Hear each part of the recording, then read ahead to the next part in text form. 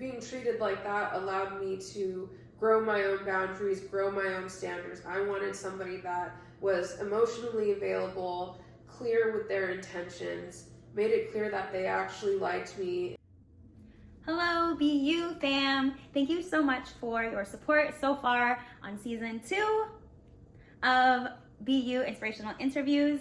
If you would please remember to subscribe. If you're watching this on YouTube, hit that subscribe button. If you're watching this on Spotify, please remember to follow. It helps me reach more people. And if you have been enjoying these interviews and you have been inspired, please do that. And if you feel so inclined to comment, share your thoughts, that also helps the channel grow. Thank you so much, and please always remember to be who, be you. Hello everyone, and welcome back to BU Inspirational Interviews.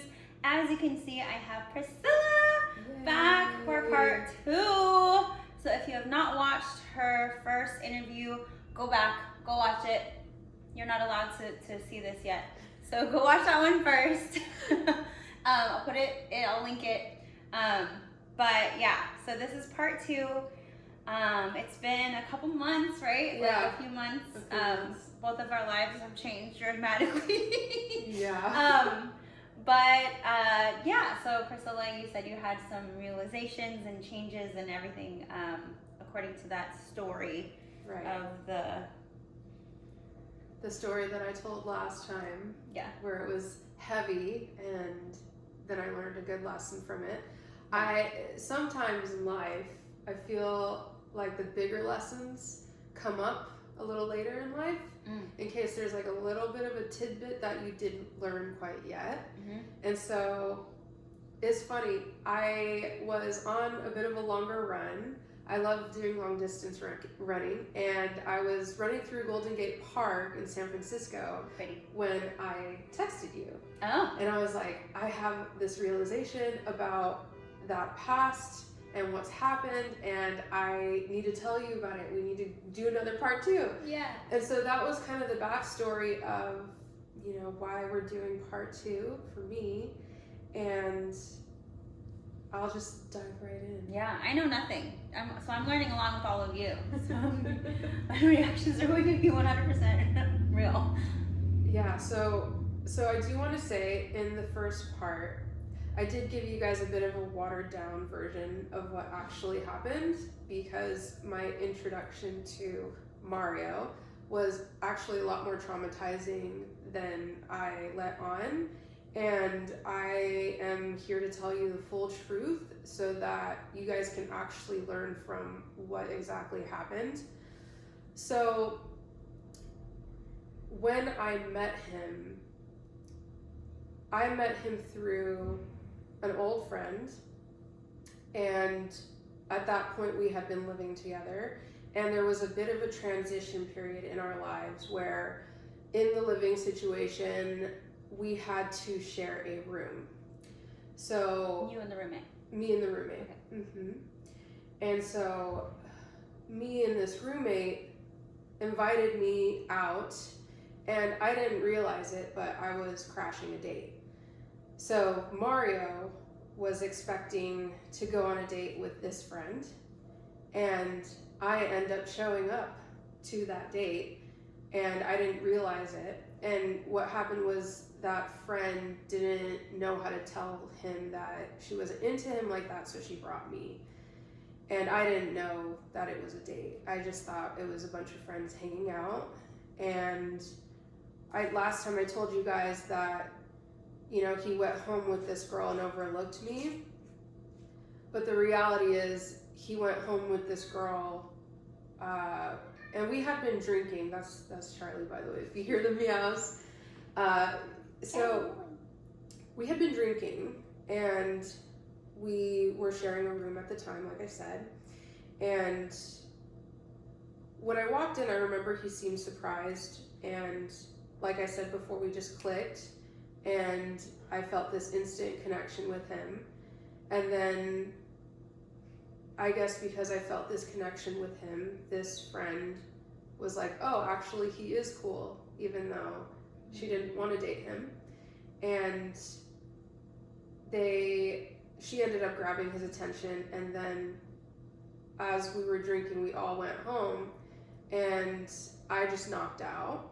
And I woke up the next day to find the two of them in bed together while I was sleeping in the same room. And it was so difficult for me because it brought a mirror into one of my most deepest wounds, which is being overlooked, not being seen for the light that I am. And this was somebody that at that point I had a really just instant deep connection with. And I was younger, I was like in my 20s. It wasn't something that I experienced before. So that next day, it was really hard to see, and I just looked at them. I'm like, you guys are just so freaking disrespectful, and I left. And then that friend and I were no longer friends anymore, and it is what it is. So fast forwarding to now, I told you guys that I lived with him for a little bit, and then eventually we stopped living together. Mario does this thing where he reaches out to me every few years. A lot of time has passed, and then he reaches out to me, and I guess to test me, I don't know. But this time was different. So I don't know I can't remember the exact timeline, but I think it was a few months ago, he reached out to me and he texted me saying, am I still blocked? And then I was just like, look, I learned my lesson from you. Like, I don't ever want to talk to you again. Block. That's basically what I sent him. And maybe like a month ago, it was fairly recent, I texted him. And it was from out of nowhere. And it was like an intuition. It was like just text him. There's no emotion in that voice in my head. It was just like, just text him. So I was like, okay, weird. But I'm continuing to learn how to trust my intuition, so I did. And I said hello, and he said, what was the change of heart? And I was like, honestly, I just don't want to be afraid of you anymore. And then he said something along like, we've grown, we're different people. And as we were talking, his true colors started to come out again. And I've done such a deep level of healing that I'm looking at it really differently. So as we were talking, he said something along the lines of, do you and this old friend still talk about me? And I said, no, we don't. But like, why does that matter? And he's like, oh, I just wanted to know. And then he said, no, sorry. So he said, oh, gosh, let me find the text. Sorry, I just want to give you guys the play-by-play. So while you're looking for the text, so this all started from lack of communication with your friend, right? Because she didn't tell him she wasn't into him like that. Mm-hmm. So her action was to bring a friend along as a buffer, I guess. And then she didn't tell you that this guy's into me, like, I don't really feel him like that. Can you come along and kind of be a buffer? Like, she just didn't communicate to him or you. So she lacked communication skills back then. It was like, let me just do this she probably didn't take into consideration either of you. She's just like, okay, let me just handle this way. Mm-hmm. So you paint a picture in your head of what this is going to be. He paints a picture in his head what this is going to be. And I guess you could say the same thing about her. So you all three are going in with different perceptions of this. Yeah. It completely all of you have completely different realities of what went down. Yeah. So that it's already started in entanglement, Yeah, I guess. Yeah, it's a cluster. Yeah. It's a lot. And he was expecting to go on a date, and I was expecting to just hang out with friends. And she, you know, I think she, at that point she was just, she didn't know how to handle it, and we all just went in and then reacted as we reacted. And I think that the wound for me and the learning that I want to share with you guys is that he really reflected not being chosen. He really reflected being overlooked. And at that time, because I was in my early 20s, it didn't really compute with me that I was my own light and I didn't need any outside validation. Mm-hmm. At that point, I hadn't learned that lesson yet. Yeah. So I've learned it now. So he said, so to get back to our conversation, he says, you know, have you talked to this friend? And I was like, well, not really. And then he's just like, but have you talked to her about me? And I was like, no. And then he was like, not even after I hooked up with her, with you in the room. And you tried to. Yeah. So that was his Reaction. that was his exact words. Not even after I hooked up with her, with you in the room. And I was like, what the fuck is like wrong with you? I was Yeah. like, are He's you so gross. are you? And that's the thing. That's the thing. I never really looked at him for who he was. Mm-hmm. You had an idea of it because of your connection in the beginning. Yeah, and that was our initial meeting, and it was a trauma bond. It was a trauma bond. I was traumatized by it. It was just, the whole experience was just a mirror of all of the things in myself that I thought I was inadequate for. Mm-hmm.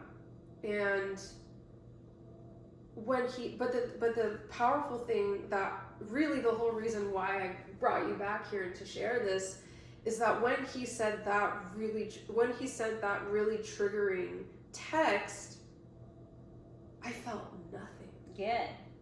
Like nothing. Yeah. Like even a year ago, I would have been like, what the fuck is wrong with you? Mm-hmm. And I did. I was like, what's your deal? But it wasn't like, what the fuck is wrong? It was more like, what is this? Like, what are you doing? Like, yeah. What? I'm trying to get a reaction out of you. Right.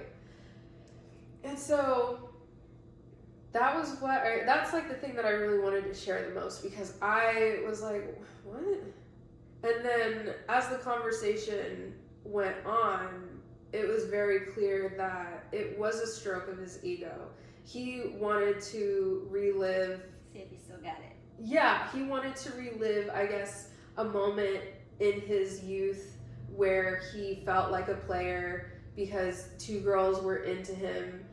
And it's like, yeah, girls that were young and unhealed and not the powerful, like, okay, that's a flex. And he wanted to have that like ego stroke, and he wanted to be like, oh, I'm still relevant to these girls, and I'm going to make sure that she's still hurt by it, and I'm going to make sure. And it's weird because I was like, when I said like, what are you doing? He's like, oh my god, I'm so sorry. I'm so sorry. And I'm like, you're not though, no, because he knows exactly what he's doing. You wouldn't poke at me like that. Like, you knew that was a really difficult thing for me to heal from, and you just casually texted that to me. You feel no remorse for it. I don't believe a word you say, and I kind of feel bad for him. He's very insecure, deeply. Yeah. So people who like reach out to like someone who once gave them attention like that, it's out of desperation of like, please, I need to feel loved. I need to feel like you like they're like vampires, like energy. They need that outside validation, and since you gave it to him, he's like trying to get it back. Mm-hmm. And when you didn't respond at first in the way that like he wanted, mm-hmm. he's like, what do we do? And then he tried to like get you, and again didn't respond the way he wanted. So he's like, I need a different approach. I'm so sorry. Oh, she'll think that I'm soft and I care. Let me try this then. Still didn't work. Like that's where you got your power back, which is amazing. Like, vampire. Yeah, it was really a huge learning experience for me. I think that the reason I really wanted to talk to you about this is because I know that there are like those years between when I met him and now and how I've healed. Mm-hmm. That was a trauma bond. That was not love. That was not anything to do with love. And that was one of the biggest lessons that I learned. Love is unconditional. Love will never intentionally hurt you. Love isn't about ego and status and wanting to be a player and wanting to get a high off of your pain, right? And then on top of that, when I told him, I know that you talked shit about me at a party. Oh, good. You confronted him about that. He was just like, I don't remember that. I don't know what you're talking about. Like, yeah. Avoidance. Oh, what a weak little shit. like at the very least, just own up to it. Yeah. I would have respected it more if he would have owned up to it and like apologized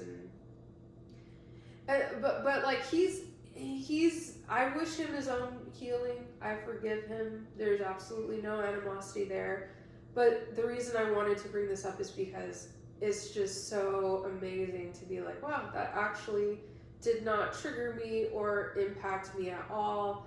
And it was, so I will say that it was like a little bit of a mistake to kind of continue the conversation after that, because, at some point we had a conversation and I was just wanting to see like how he was doing after these last few years, which I know I probably shouldn't have. Who cares? But but I don't know. I like talked to him for a little bit, see how he was doing, and then he started to try to get like sexual and like I told him, I was like, I went to this festival, for example, and he was just like, oh, what did you wear? And I was like, oh my god, okay, like, all right. And so, but you know what? It wasn't a mistake. I talked to him a little bit more after that, but I think it was for me. I think it was to see how much I've grown. Mm-hmm. And really that's all it was to see how much I've grown. He would say stuff like that to me and I was like, wow, it was really all about ego. It was about him wanting to have that validation. It was about him wanting to maybe get a photo of me when I was at that one festival that I was telling him about. I think he has a very skewed perception of what actually happened. He has his perception of what happened, and I have my perception of what happened. Mm-hmm. And I felt bad for him. I was like, it's been years and you're still reaching out to me. It's been years and you're obsessed with the idea of staying relevant to me. Wow. People actually, live like that, and people actually want that kind of outside validation. And then I realized that this whole time, up until I've healed through this, I really wanted his validation. I think that whole story of me meeting him and that being traumatizing, and then living with him and wanting him to accept me, it was a deep wound of feeling like I wasn't seen, and then wanting to change his mind, wanting that outside validation, and mixed signals of being caring and affectionate, and then being cold one moment to another. It confused me, and all I wanted to do was change his mind, and all I wanted to do was prove myself. Sorry. Charlie got scared. The cat went. He's a little junkie boy. You want to come sit over here? Come here. Hi. This is Charlie, everyone. I don't think they can see him. Oh. His name's... Come on.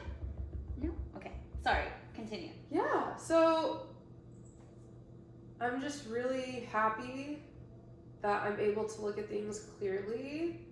I forgive him. I have no malice towards him. I kind of feel bad for him that he has his own wounds to deal with clearly because he wants to stay relevant so badly. He wants to, you know, I don't know, I guess. I don't know why he got really sexual with me, like, in our text messages, and I was just like, I don't know, I don't know, just like years ago, like, I would have eaten that shit up, and now I'm just like, huh.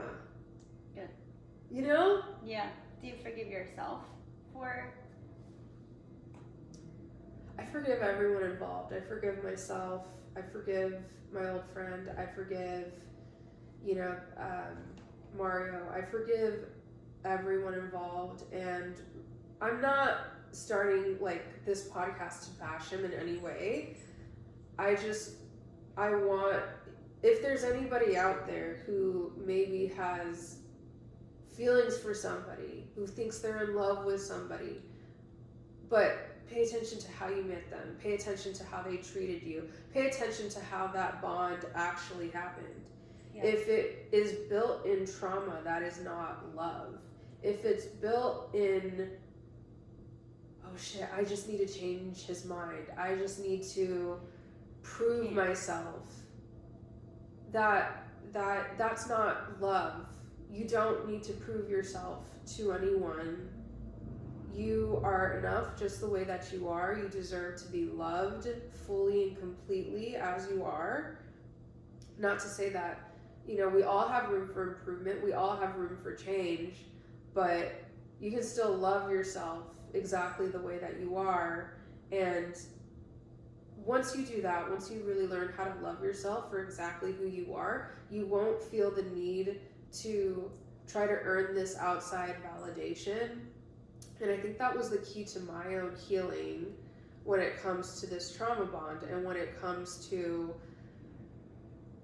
feeling absolutely nothing when he tried to dig at me. And I'm just like, man, after everything you've done, you actually have zero remorse. Penelope, stop it. It's okay. Penelope's like licking the thing. Yeah. She's so cute. I was debating on sharing this part, but I will speak on the narcissistic behaviors because I hate to admit, but I was that at one time. When I was in high school, I had this boyfriend. I have since apologized to him. We spoke and I said I'm so sorry for how I behaved when I was unhealed. I had deep father wounds that just came out, and you were the recipient of that, and I'm so sorry. I actually apologized to 3 of my exes because all 3 of them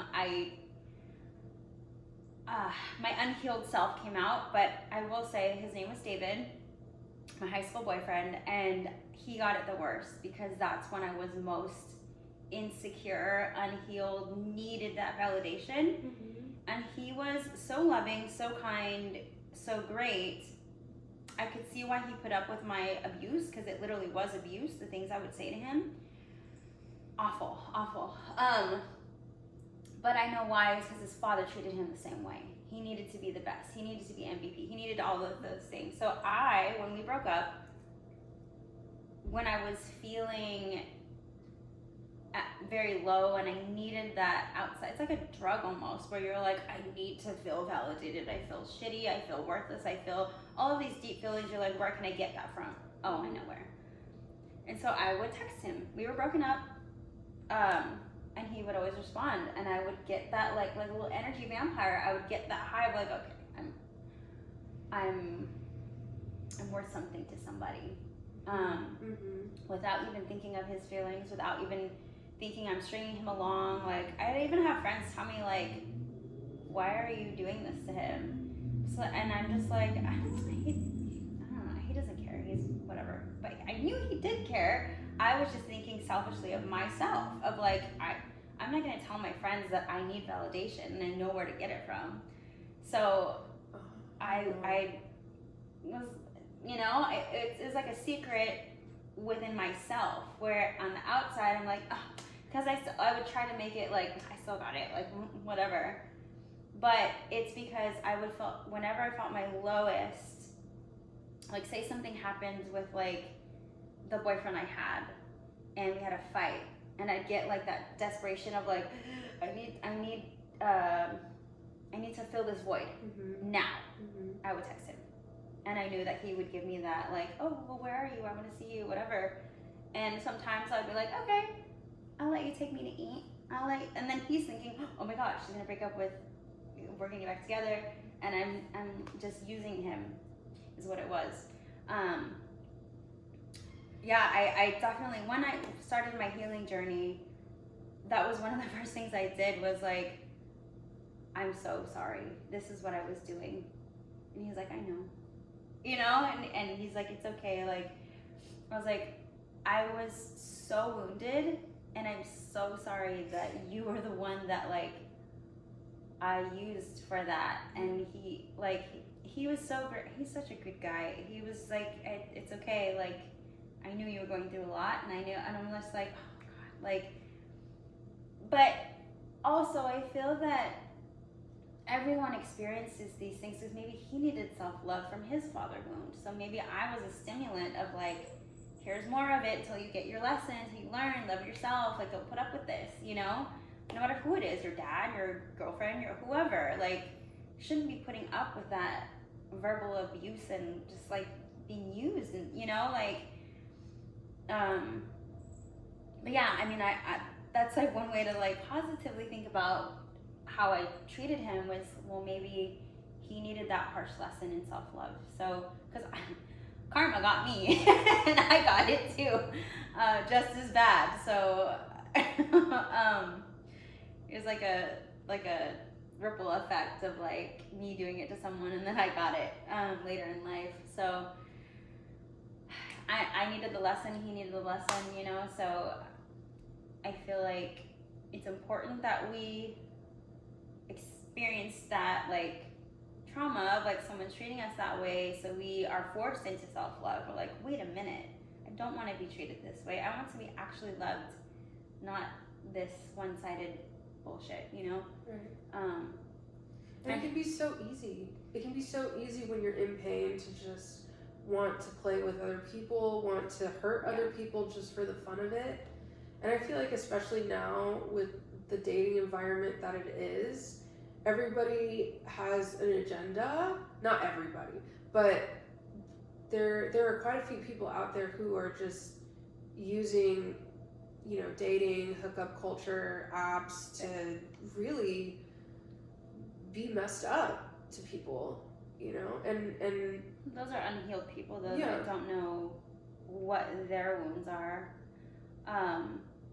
And when you said like getting overlooked, like I also kind of had that feeling before, but when I started like studying the spiritual side of things, like I'm glad certain people overlooked me because they're not on my vibe. Like say you're like vibrating at a frequency and you're still kind of like going like learning, and then someone's like here and you're like, oh, we're kind of on the same, like, this is cool, but you're here, and so they're like, you know what I mean? And so it's like, it's good that they missed you because you're climbing. You want to hit someone that's like, woo, and you bring you up, and you know what I mean? Oh yeah.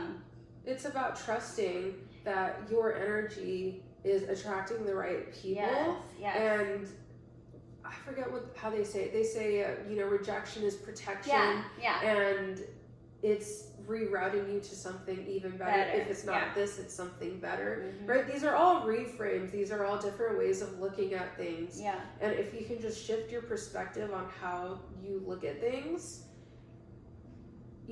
difficult, challenging things are inevitable in life, and you really have two choices. You can either look at it as, woe is me, why is this happening to me? Or you can look at it as, okay, this is an opportunity to grow. This is an opportunity to learn a lesson. What lesson did I learn from this? And I feel like both parties in this case, the person that did the hurting and the person that got hurt, can learn lessons. I can learn so many lessons with how Mario had treated me in the past, and moving forward, it's been kind of years of this, because I met him in my early 20s, so it's been years of like on and off, him randomly messaging me telling him to go to hell, and then years, and then him messaging me again and saying, oh, am I still blocked? And it's just this weird pattern that I am no longer energetically available for. And yeah, it's not gonna ever happen again. And I think this last time of me having that intuitive nudge to see it was your turn to test it for yourself. Yeah, when he said a triggering thing and I felt nothing, that's when I knew. I was like, I'm actually really over this. Yeah. You don't know you're over something until you get that trigger again, and you're like, huh, interesting. Yeah. That's kind of sad on their part. They clearly haven't learned the lesson that they need to learn in this situation. And among other things, being treated like that allowed me to grow my own boundaries, grow my own standards. I wanted somebody that was emotionally available, clear with their intentions, made it clear that they actually liked me, and showed it through their actions. It taught me to not treat any person that I put in my life in the future in a relationship or friendship or whatever, to treat them not like how I was treated, treat them with compassion and kindness. There are just so many good lessons that came from the pain, and especially when I was living with him, that was like the most painful part of all of it. But that's what I was able to transmute, right? Because energy cannot be created or destroyed. You can just change it. And so that energy of pain and heartbreak, I finally transmuted it to all of these wonderful lessons that will help me be a better person. And if you're listening to this and you've been in one position or another, there is healing available to you. There is lessons to be learned available to you. And most importantly, the trauma bond is not love. And you need to do what's best for you. And if that's removing yourself from that relationship, that situation, then you have to do it. It's your life that we're talking about here. I'm not energetically available anymore for like these years and years on and off of, am I still, no, because in my future, I am going to have a husband and a family, and I'm not gonna have time for this shit. I'm gonna have like a successful business where I'm helping women be more confident in themselves. I'm not gonna have time for this. Yeah. And I'm gonna be teaching women in the future how to look at these things, look at these trauma bonds, and decide on something better for her. You don't have to be the side chick. You're the queen. Don't be the side chick. You are choosing that behavior. You are allowing that behavior. You have the power to be like, no, I'm raising my standards. I want something better for myself. And I'm not going to answer these text messages from this toxic person anymore. Hell yeah. Done. Enough. I love it. Yeah. You have anything else any advice? Maybe ways to know if you're, because sometimes you don't see it. I mean, when you're young and you don't have the experiences yet, you don't know. So what are some things that you can say to someone who might be in a relationship like this? It's a good question. I think a good way to tell if you are in love or in lust is pay attention to how this person makes you actually feel. Is it passion or is it lust? Is it peaceful or is it chaotic? Does it put you on edge and make you anxious, or does it make you excited and joyful? Are you, and then to take it a step further, pay attention to your feelings, take it a step further. What is objectively, like if a third party looked at it and just saw it for what it was, what is actually being said? What is actually being done? Are there mixed signals happening? Do you not know what's going on? Have the intentions not been made clear to you? Does he say one thing and do another thing? Right? Because that was a really big thing for me when I was living with him, and he was like, oh, I just want to be friends and whatnot, but then would be affectionate towards me, and you know, at some point we had our, you know, moments where we were making out and stuff, and it's just like, you say you don't like me, you say you want to be friends, roommates, whatever, but then you do that, and so you know I want you, and you do that anyway, but then it was mixed signals. It was, okay, they're not actually doing what they're saying they're doing, right? So pay attention to that. Are you confused? If you're confused, then there are no good intentions there. There are no pure intentions there.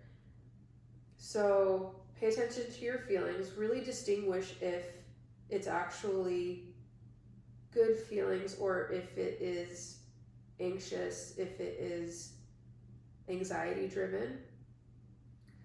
And then what is actually objectively being said and what is actually objectively being done. Could a third party look at that relationship and be like, I know exactly what's going on? And if the answer is no, then take a look at all of it. Is it traumatizing? Is it actually hurting you? Are you leaving a situation or a hangout or a date, whatever, and you're smiling at the end, but then you go home and you cry about it because you felt like you were judged, you felt like you couldn't be yourself? I feel like there's so many layers to it. Yeah.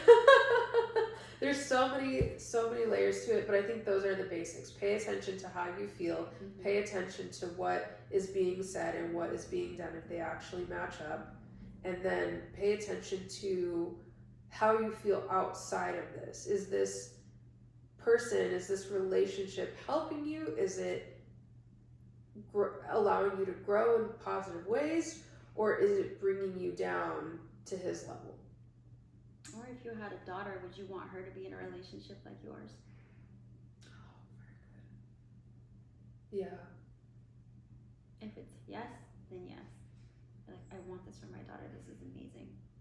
If you're confused and you don't feel good, probably not a good idea to stay in something like that. Absolutely. And it's funny that we're talking about this because I just did a post about this the other day about I said it's hard to let him go. It's harder to live your life with the wrong guy. Choose your hard. Mm-hmm. And this isn't just something willy-nilly to consider. There are huge consequences to staying with the wrong person. This is your life we're talking about here. If you don't have kids and you're planning on having kids in the future, this is their father you're talking about here, or your mother, right? Depending on, you know, who you are and your partner. But your kids can't choose their parents. You have to be that deciding factor. You have to make good choices, not only for yourself, but for your future, for the people that you're going to birth into this world. Those are huge consequences. Like, this is, like, your kids are going to be looking at this relationship and literally modeling, this is what love is. Yes. And then those of us who had a bad example have to unlearn it. Mm-hmm. So don't do that. Don't be the cause of someone's... It's really important. Yeah. It's really, really, really important. And it's crazy how I'm seeing certain situations where people take getting pregnant lightly, and and then the father or the mother, and it's just like it's not a good situation, and it's like that poor child. That child didn't choose to be born in this situation. You were putting that child in this situation. It's just, it's so important. It's so freaking important. Yeah. Yeah. Good. So just, it's really be careful with who you set up your house with, right? Because they're bringing in material just as much as you are.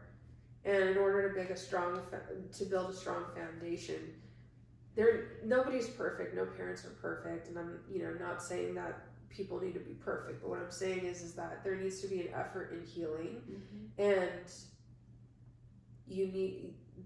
whatever happens in your relationships, you actually allow.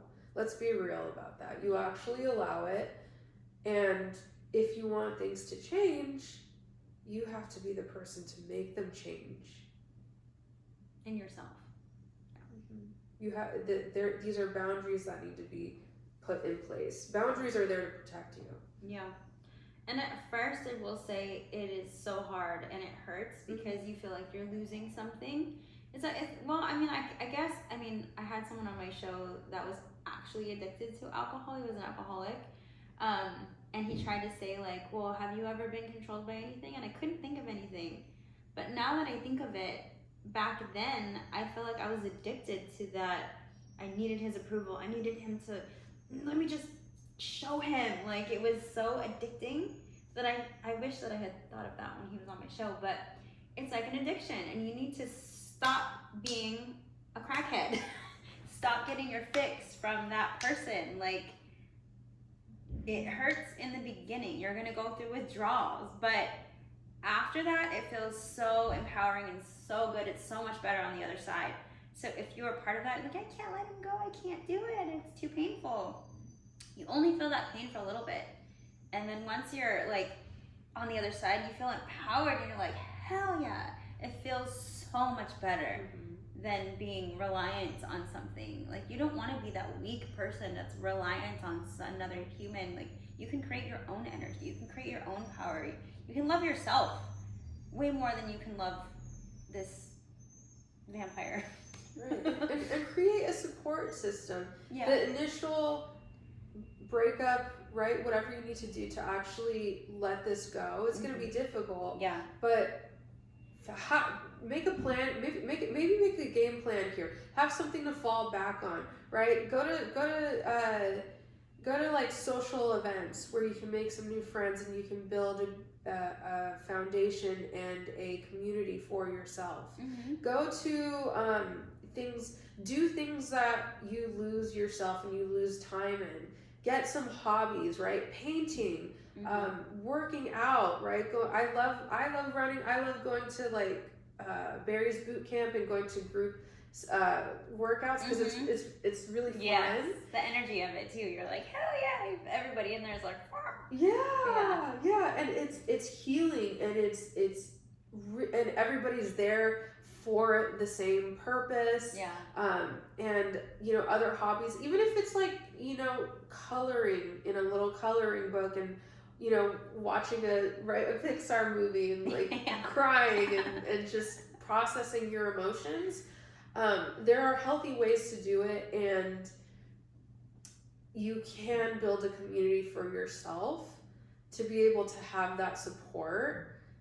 Me and my best friends, like I have a best friend in Vegas, and we FaceTime last night, and distance doesn't even need to be a thing, right? With the technology that we have. So you are loved, you are supported, and if you open yourself to it and you keep an open mind, there are actually solutions. There are actually people who love you and care about you, people that maybe you haven't even met yet. Just go out and look for support, and you will find it. Yeah. What you seek, you shall find. Yeah. It's true. Yeah. Anything else? No, that's it. That's it. I love this. This was great.